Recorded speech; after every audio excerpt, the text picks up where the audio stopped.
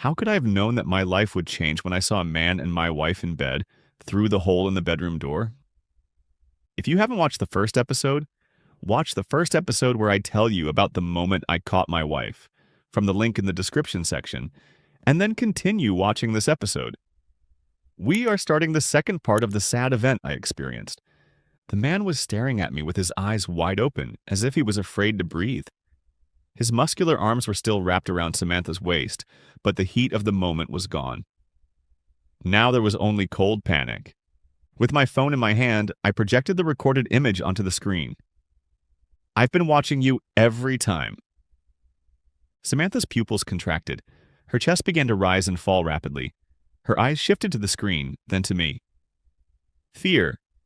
But not just fear. Shame, confusion, anger. All of them together in his trembling gaze. The man swallowed. "Look, man, I didn't know. Samantha told me." "Shut up." I sounded too calm. I had no intention of being threatening, but as my words hung in the air, the tension in the room intensified. I took a deep breath, trying not to let the complex emotions simmering inside me come to the surface. Then I felt a strange stirring inside me. I liked her fears, especially Samantha's. I shoved my hands in my pockets and took slow steps inside. The man took a step backwards, as if he wanted to run away, but his feet hit the floor. Samantha was sitting at the end of the bed, wrapped tightly in the blanket. I just stared for a while and then, "Go on." Sighing, I sat on the couch, crossed my legs, clasped my hands together, and looked at her, a faint smile on my face. Madness? I tilted my head to the side. "Samantha, you know what's crazy? Realizing that a man cheating on your wife is watching her every night and doing nothing about it?" Samantha and Adam spoke in a shaky voice. I think I should go, but I wasn't one to let him go. "Don't be in such a hurry." The man paused. He cocked his head. His eyes gave me a furtive glance, then quickly shifted to Samantha. She was waiting for him to help her. This was the man who had cheated on my wife. But as long as I had the power, it was my right to watch his fear. I slowly got up from my seat. I quietly approached the edge of the bed. I looked at Samantha's face. I ran my fingers along the edge of the blanket. I pulled it back slightly. Her eyes, familiar but foreign. Everything was different. She and I had never looked at each other like that. Something stirred inside me. But it wasn't anger. It wasn't jealousy. It was something darker. Samantha took a deep breath. She felt it too.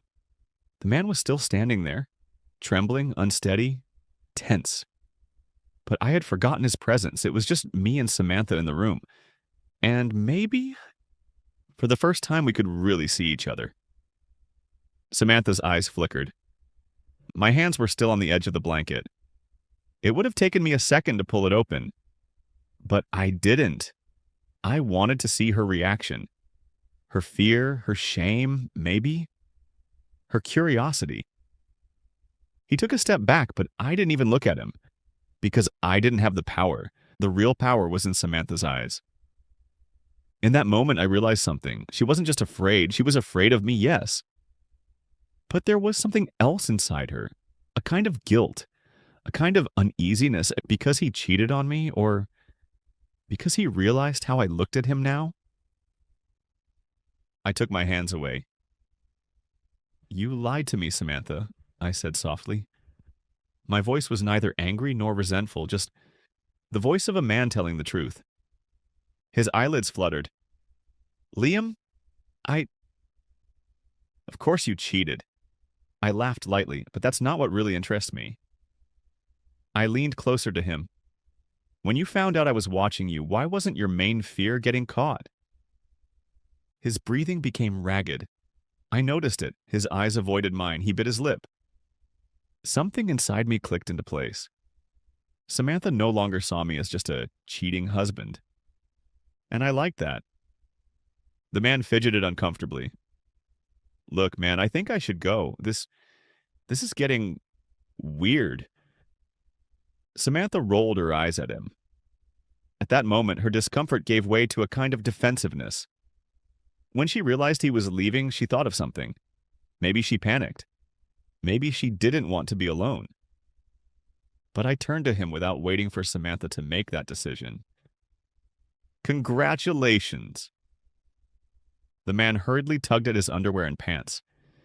He left the room without even putting his shoes on before he realized what had happened.